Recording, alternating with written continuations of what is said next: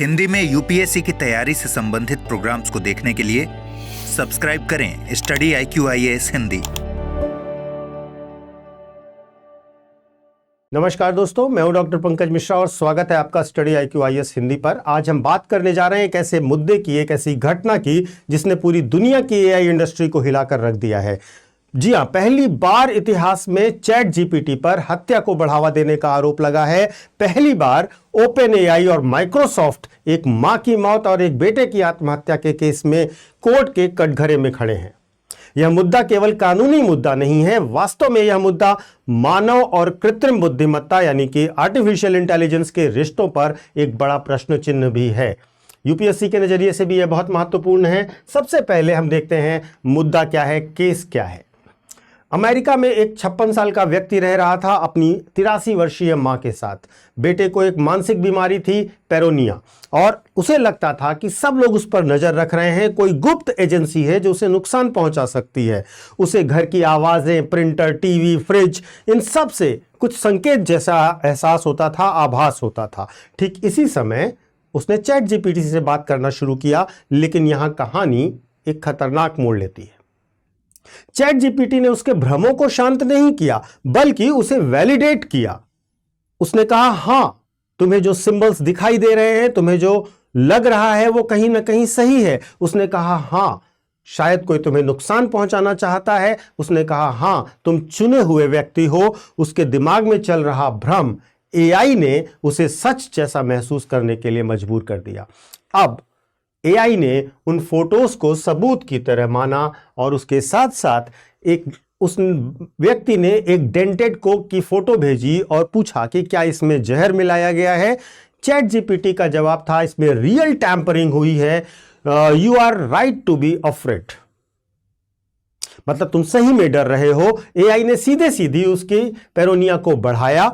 उसने घर के उड़ते हुए इमेजिनरी ड्रोन्स की फोटो भेजी तो AI ने कहा, हां, यह घर पर निगरानी जैसा लग रहा है। यहां AI जो था वो इंफॉर्मेशन टूल की तरह काम नहीं कर रहा था, वह एक वैलिडेशन टूल की तरह काम कर रहा था।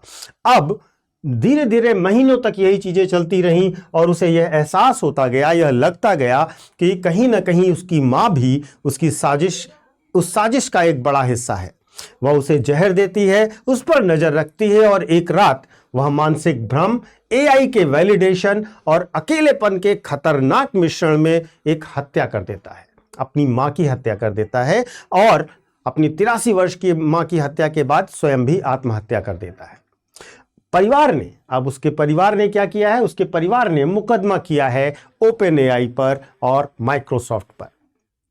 मुख्य आरोप यह लगाया है कि AI ने भ्रमित व्यक्ति को सही दिशा में मार्गदर्शन नहीं दिया।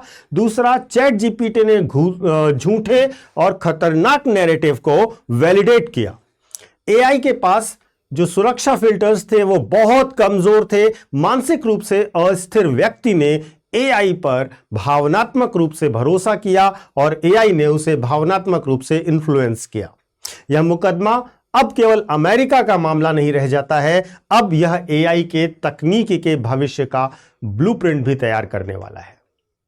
वास्तव में अगर हम देखें तो AI अब एक क्रॉसरोड पर खड़ा है, जहां पर हम देखें तो आज की स्थिति में यहां पर मिनिमम ओवरसाइट है और मैक्सिमम रिस्क है, जबकि इस केस ने बताया है कि अब वेकअप कॉल हो गई है और हमें इस पर रेगुलेशंस मेंटेन करने होंगे। इसके साथ साथ अगर हम फ्यूचर के पाथ की बात करें तो हमें स्ट्रिक्टर सेफ्टी प्रोटोकॉल्स को फॉलो करना होगा। अगर हम बात करें कि भारत के बारे में इसकी क्या सीख है, इसको लेकर भारत के बारे में क्या सीख है, तो देखिए, भारत में मानसिक स्वास्थ्य के मुद्दे बहुत तेजी से बढ़ रहे हैं और हम AI को दोस्त, सलाहकार और भावनात्मक सहारे के तौर पर उपयोग कर रहे हैं।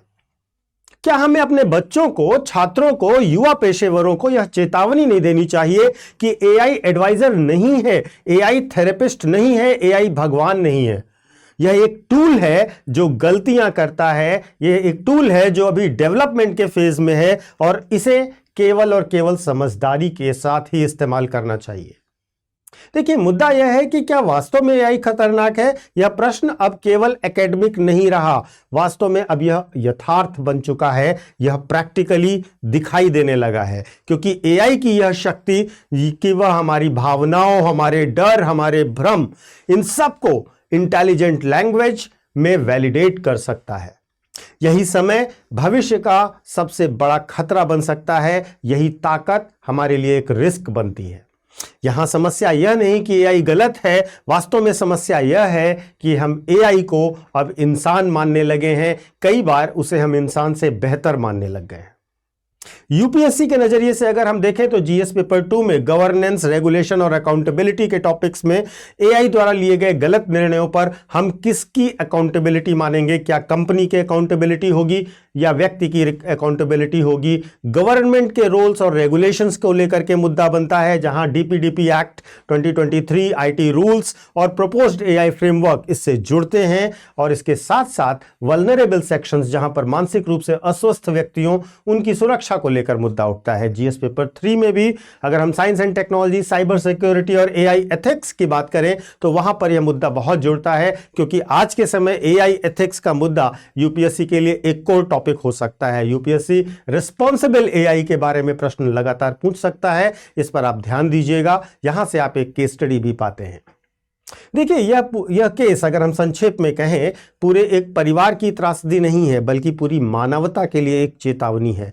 जब एआई हमारी भाषा समझने लगे और हम एआई को अपनी भावनाएं सौंपने लग जाएं, तो खतरा सिर्फ तकनीकी से नहीं रह जाता, बल्कि यह हमारी अपेक्षाओं से भी पैदा होता है। अगर दुनिया इस मामले में सीख नहीं लेती है तो आने वाले समय में एआई नियमन दुनिया का सबसे बड़ा वैश्विक संकट बनने वाला है। और महत्वपूर्ण रूप से आप ध्यान रखिएगा, यूपीएससी की तैयारी जो बच्चे कर रहे हैं उनके लिए मैंने बताया कि यूपीएससी से कैसे यह कनेक्ट होता है।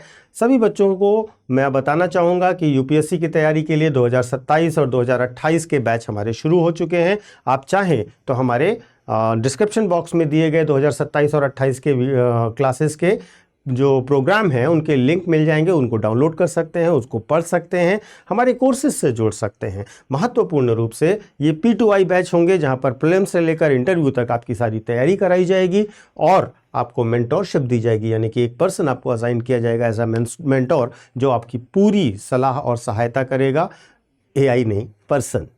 और महत्वपूर्ण रूप से जब आप हमारे साथ जुड़ेंगे, आपको 18 बुक का सेट मिलेगा, नोट्स मिलेंगे, रेगुलर क्लासेस मिलेंगी, मेंटोरशिप मिलेगी, साथ ही साथ रेजिडेंशियल प्रोग्राम्स भी मिलेंगे। बहुत सारी चीज़ें हैं। आप एक बार हमारे डिस्क्रिप्शन बॉक्स में जा करके विजिट करके देख सकते हैं, या हमारी ऐप या वेबसाइट पर भी देख सकते हैं। हिंदी, इंग्लिश या इंग्लिश किसी भी माध्यम में आप एडमिशन लेना चाहें जल्दी कीजिए, क्योंकि बैचेस शुरू हो रहे हैं। और दूसरी बहुत महत्वपूर्ण बात, आपको इन सारे कोर्सेज में अगर बहुत बड़ा डिस्काउंट चाहिए तो आपको याद रखना होगा एक कोड, और वो कोड है PK Live। इस कोड को इस्तेमाल करते ही आपको मैक्सिमम डिस्काउंट मिलेगा हमारे हर एक कोर्स पर, चाहे आप ऑप्शनल का कोर्स ले रहे हो, जीएस का कोर्स ले रहे हो, आईएएस का, पीसीएस का या जुडिशरी का, कोई भी कोर्स आप लेना चाहें, PK Live कोड जरूर लगाइएगा। यह कोड मेरा फैकल्टी कोड है और इस पर आपको मैक्सिमम डिस्काउंट मिलेगा। Thank you so much. Hindi में यूपीएससी की तैयारी से संबंधित प्रोग्राम्स को देखने के लिए सब्सक्राइब करें स्टडी IQ IAS हिंदी।